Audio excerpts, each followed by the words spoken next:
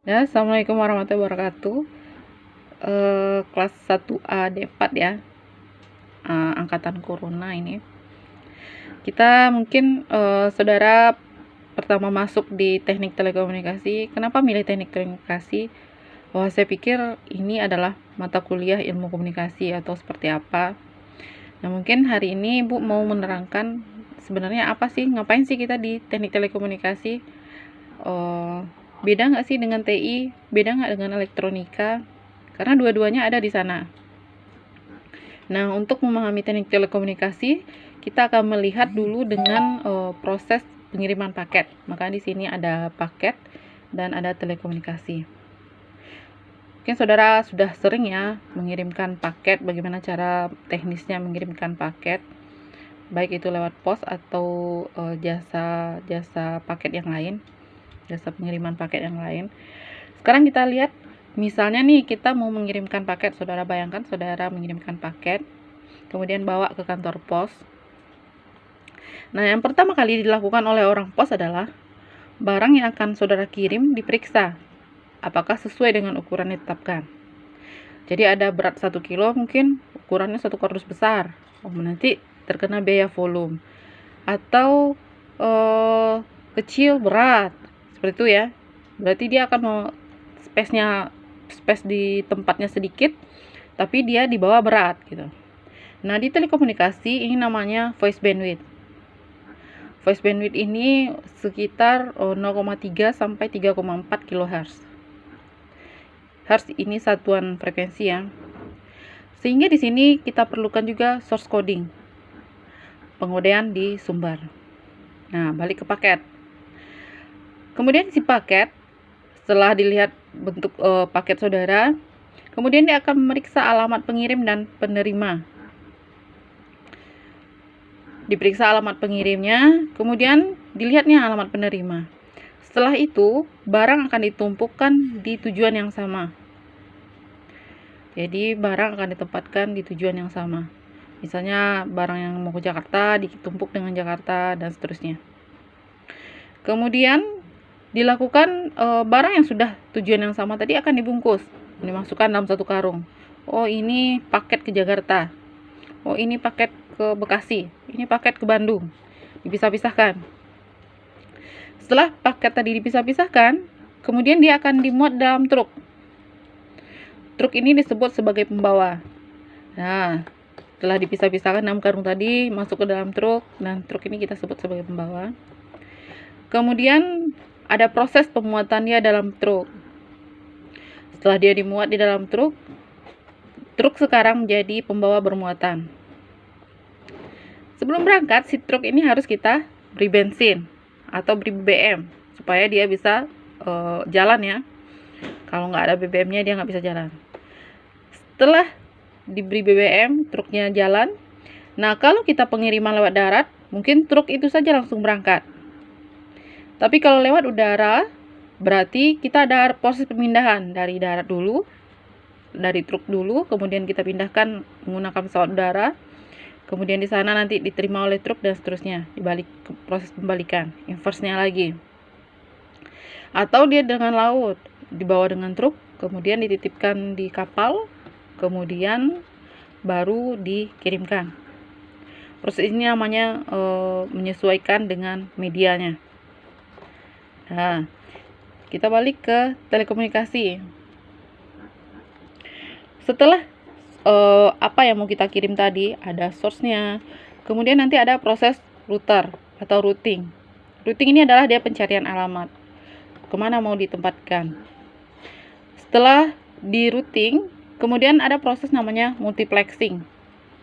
Multiplexing itu adalah beberapa paket yang tadi yang jadi satu. Nah, di sini juga kita akan menggunakan berapa kanal, nanti akan kita jadikan nanti dikirimkan satu kanal. Seperti itu. Kemudian carrier atau pembawa, si truk tadi, kalau di telekomunikasi itu namanya si carrier atau pembawa. Kemudian proses penumpangan yang ke truk tadi masuk ke dalam truk ini namanya modulasi. Sedangkan truk yang tadi sebagai pembawa bermuatan, ini disebut dengan carrier termodulasi. Berarti si carriernya sudah berisi informasi yang mau dikirimkan. Kemudian pemberian BBM tadi, ini namanya dengan power amplifier. Kita berikan kekuatan, penambahan kekuatan daya di sini. Kemudian kita merubah IF menjadi RF. Kemudian kita pancarkan. Kalau dia lewat gelombang elektromagnetik berupa gelombang elektromagnetik, kalau kita lewat udara berarti kita gunakan antena dan seterusnya. Nanti ada satelit dan seterusnya. Nah, sekarang apa hubungannya dengan mata kuliah di jurusan kita, di prodi kita? Nah, seperti ini. Ini prosesnya. Ada source, sumber 1, 2, dan 3. Yang tadi paket 1, paket 2, paket 3, kemudian kita multiplexing, kemudian kita karungkan, kemudian kita modulasikan, kita tumpangkan dia ke truk, kemudian kita jalankan di media transmisi. Ini yang lewat udara, lewat laut, nah seperti ini. Kemudian proses inverse-nya, ini modulasi, di sini ada demodulasi. Kita masukkan lagi truk berpenumpang tadi, mengarah kemana tadi yang jelas, kemudian kita pisahkan. Demultiplexing. Ini demultiplexing, baru nanti sampai ke tujuan. Ini proses pentransmisian pada teknik telekomunikasi secara umum. Nanti bisa muncul di sini ada source coding, kemudian ada kanal coding dan seterusnya. Nanti tapi dasarnya ini. Nah, sekarang kita lihat materi kita. Di source itu ada berupa suara, teks, gambar, dan video. Ini sumbernya ya. Ini disebut dengan multimedia. Berarti multimedia itu banyak media yang bisa mengirimkan suara, teks, gambar, dan video. Di sini kita punya mata kuliah teknologi multimedia, pengolahan sinyal, pengolahan citra digital.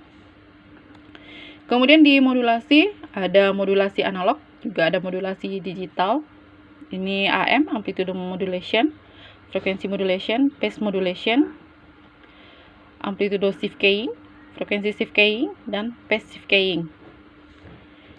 Sehingga di sini ini akan saudara pelajari di dasar telekomunikasi, sistem telekomunikasi, elektronika telekomunikasi. Kemudian masuk media transmisi.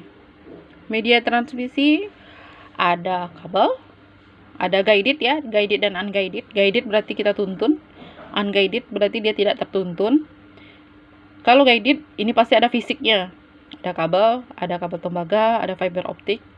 Kemudian unguidednya tidak tertuntun. Di sini ada radio jarak pendek, satelit, sistem komunikasi bergerak. Nah, di sini mata kuliah kita ada medan elektromagnetik, saluran transmisi, antena, sistem komunikasi serat optik, teknik frekuensi tinggi, sistem komunikasi bergerak, sistem komunikasi satelit, radar. Mungkin ada juga beberapa lagi yang belum tertulis di sini. Nah, kemudian kita nanti juga akan belajar komunikasi data, bahasa pemrograman, jaringan komputer, mikroprosesor. Nah, ini untuk apa? Nah, itu kan pertanyaannya. Ini untuk apa? Nah, setelah kita punya perangkat, semua perangkat di sini tadi, ya kan, semua berupa perangkat kan ya, ada fisiknya. Fisiknya akan kita bikin softnya. Nah, akan kita bikin softnya. Nah, gimana caranya perangkat-perangkat ini berbicara sesama perangkat, pakai bahasa perangkat? Nah, seperti itulah istilah kasarnya ya. Istilah umumnya seperti itu. Bagaimana sih perangkat dengan perangkat ini berbicara? Bagaimana sih antara kabel dengan telepon kita bisa berbicara? Gimana sih sinyal dengan perangkat HP kita bisa hidup gitu? Bagaimana dia berbicara? Nah, di sini kita gunakan yang tadi. Nanti saudara akan belajar komunikasi data, bahasa pemrograman, jaringan komputer, dan mikroprosesor. Nanti di sini nanti muncul IoT-nya, Internet of Things-nya. Berarti dia akan merangkum semua proses yang terjadi tadi secara softwarenya. Kalau kita belajarnya ini, ini ada fisiknya. Fisiknya ada nanti. Kemudian nanti ada mata kuliah dasar. Oh ya, nanti perangkat elektronika di mana Bu posisinya? Nah, ini namanya mata kuliah dasar.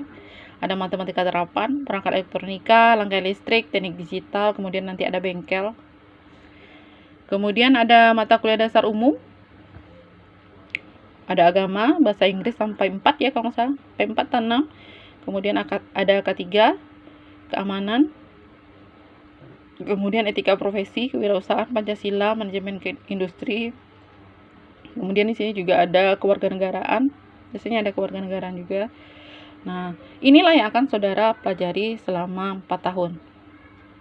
Ya. Sekarang Ibu berharap dengan penjelasan singkat ini saudara terbuka wacana, oh ini yang akan saya pelajari. So, nanti bisa, oh saya ini tertarik nih dengan belajar sistem komunikasi bergerak. Oh nggak, gimana sih caranya? Kok kita bisa ngobrol lewat HP? Ngapain sih kita di sini? Gitu. Nanti bisa saudara lihat sini. Oh kemudian kenapa sih? Oh dulu kita semuanya pakai kabel tembaga, sekarang sudah ganti fiber optik. Atau sekarang orang ada lagi kita temukan menggelar-gelar kabel sepanjang jalan yang berat-berat seperti itu. Oh, ternyata sekarang sudah ganti sistem komunikasi bergerak, sistem komunikasi serat optik. Itu ya. Oh, nanti saya kerja di mana nih? Setelah lulus nanti saya kerja di mana? Nah, nanti saudara akan melihat, wah apakah harus saya bekerja di operator seluler? Wah, nggak mesti. Kita juga punya satelit di sana. Saudara juga bisa bekerja di provider tentang satelit. Terus, waduh, saya nggak bisa nih gini gitu kan. Nah, ternyata kita sudah dibekali juga. Ada materi etika profesi, bagaimana di lapangannya nanti. Kemudian bagaimana manajemennya. Di sini juga ada nanti manajemen jaringan telekomunikasi ya. Di materi yang ini. Nah, seperti itu. Oke, dengan uraian singkat ini, saudara bisa memahaminya. Semoga bermanfaat ya. Sekian untuk pertemuan yang pertama. Assalamualaikum warahmatullahi wabarakatuh.